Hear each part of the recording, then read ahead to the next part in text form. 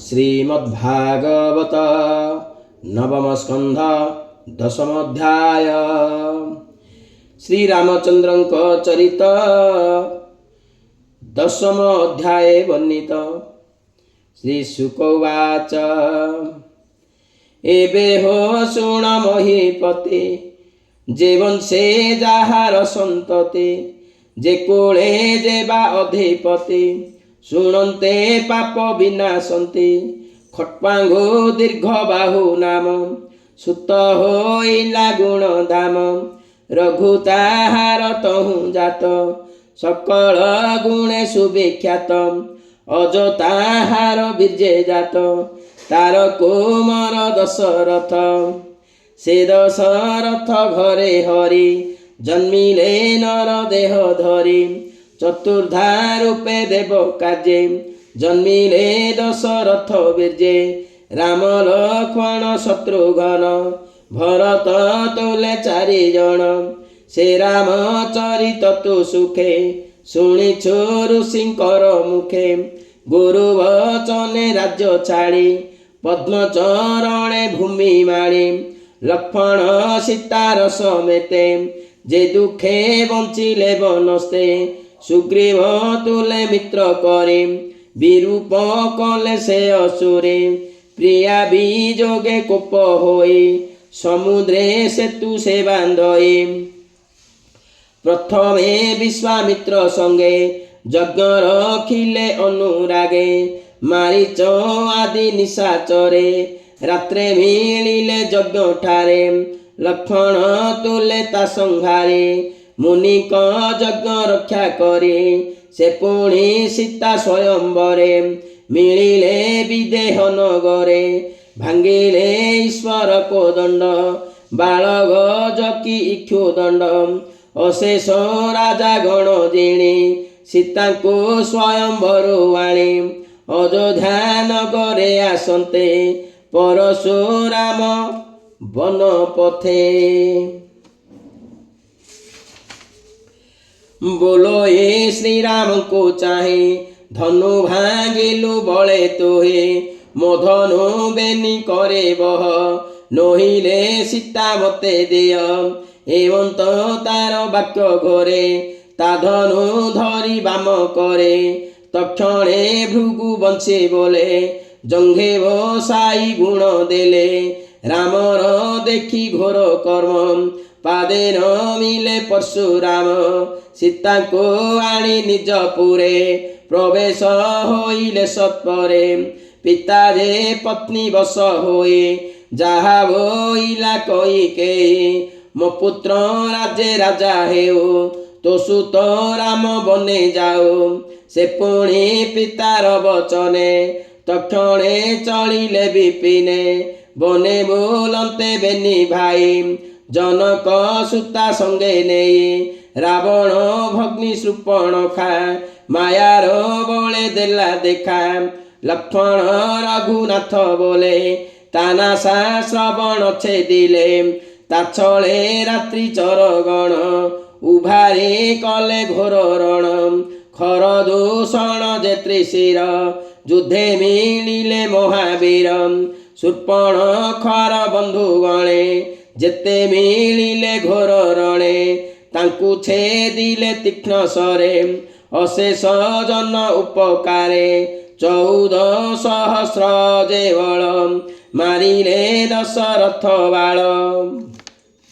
बरसा ऋतु आगमने पशिले राम घोर वने तिंतुली वृक्ष तले रहे पल्लवे कुटीर भियाई सीतार रूप गुण कथा शुणी रावण मने व्यथा शीत पीड़ित काम सरे राक्षस पशे अंतपुरे मारीच रावण आदेशे मिलिला रघुनाथ पासे अद्भुत विधातार जोग बने मिलिला माया मृग बने सुवर्ण मृग देखे राम को बोले चंद्रमुखी भुनाथ मोर क्रीड़ा वर्ते सुवर्ण मृग दिय मोते से राम नारी बस अर्थे धनु नाराच धरी हस्ते धाइले मृग बध अर्थे से पशे गहन बनस्ते ताकू मारी बार काले शबद कला से भी कले रख हे लक्ष्मण शुभिला जानकी लक्ष्मणे कहिला लक्ष्मण जाओ बेग होई स्वामी की विपत्ति पड़ई तक्षणे धनु धरी हस्ते मिलिले रामर अग्रते रावण मिली वृक्ष तले सीता को नेला अंतराले सीता को विच्छेद दुख मने मिलिले ऋष्य मुख बने सुग्रीव तुले मित्र करी सेवने बालिकी संहारी अंगद हनुमान तुले समुद्र निकटे मिलिले प्रिया विच्छेदे दुख मन जानिला वरुण राजन स्वभावे दुर्गम गभीर भ्रमंती मकर कुंभीर तक्षणे निज रूप धरी रामर पादे नमस्करे अनेक स्तुति वाक्य कला सेतु बंधने मार्ग देला बोलोई भाव भक्ति बही रावण बध कर करी तोहि सकल असुर संहारी बेगे तु लभ निज नारी तोजस रहु दश दिशे मुनिए गाइबे हरसे सुग्रीव नील हनुमंत अंगद घेनी कपिजूथ चलती रक्ष बल संगे लंका गमन करिबेगे निकुंभ कुंभ इंद्रजित धूम्राक्ष आदि जेते जूथ ए आदि जेते घोर सैन्य संगते घेनी कुंभकर्ण शूल खड़ग प्राय रष्टे भूषंडी तीक्ष्ण सरवृष्टि करती राक्षस समूहे समूले हन्ति जेणे क्षये सुग्रीव लक्ष्मण समेत गंधमादन हनुमंत ए आदि लक्ष बल तुले राक्षस संहारिले भले संगते घेनी कपिबल लंकारे संयोजिय नल राक्षस संगे युद्ध करी अनेक बलता संहारी सीताहरण दोष फले संग्रामे सर्वे नाश गले दक्षिण वीरंक मरण रथ आरोहिला रावण मातली घेनी दिव्यजान मिलिला राम सन्निधान राम रावण मुख चाहि कहते कोप भर होए मोनारे हरिलु जे तुहि तप प्रसादे गर्भ बहे आज सरिला तप फल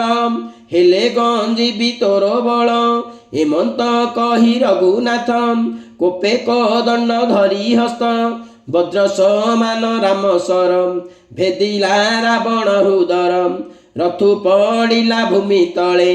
दश बदनु शोणी गले भूमि कंपिला थर हर शबद शुभे हाहाकार रावण हत शुणी कने संभ्रमे अंतपुर जने तक्षणे मंद धरी तुले राक्षसी गण उभारिले रोदन करती विकले सबदे भुवन बुछुले मिलिले रणभूमि मध्ये स्वामी मरण शोकनादे हृदये बेनी करताली हानाथ बोली पादे पड़े राक्षस नारी करदन पुरिला धरणी गगन कांदती स्वामी कोले धरे नारी तुले मंद दरे वज्र समान राम सर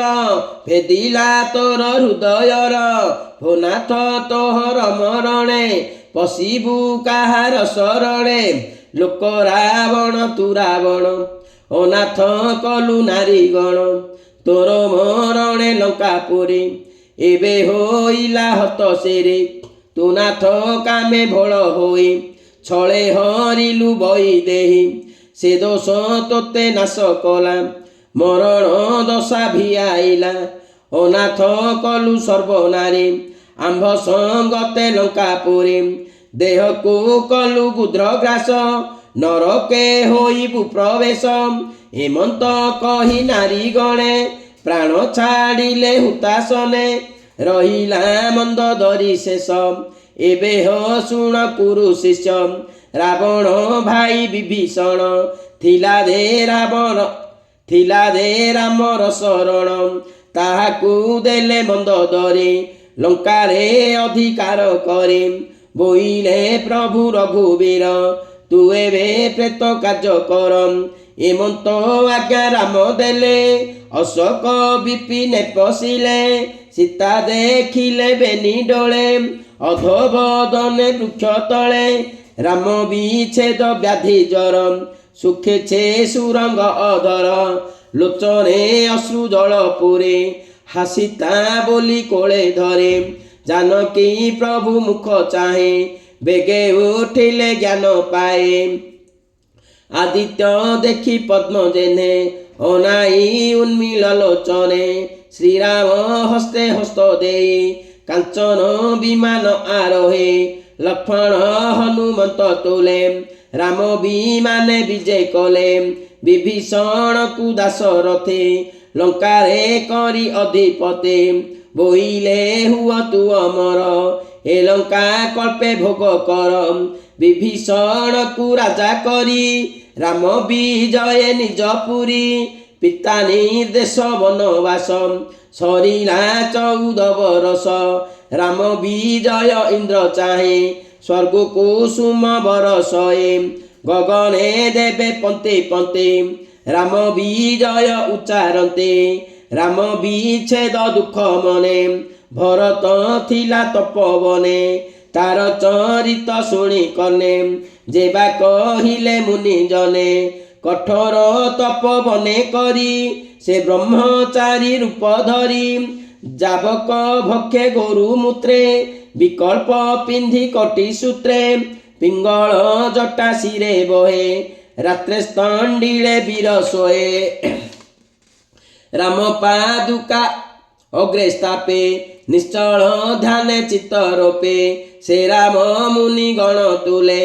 भरत आश्रमे मिलिले ताहार हस्त राम धरे आश्वास्य वाक्य कोलोध करे राम लक्ष्मण हनुमंत संगते चलिले भरत राम पादुका मुंडे बहे तपस्वी रूपे जन्मोहे मिलिले अयोध्या निकटे सरजू नदी पूर्व तटे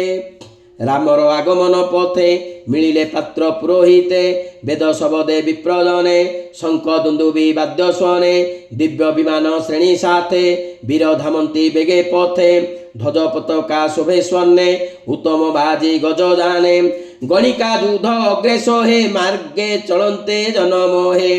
विविध उपायन हस्ते जय शबद करी पथे घेनी उत्तम दीपावली नारी दंती हुलहुली विप्रंकु देखी रघुनाथ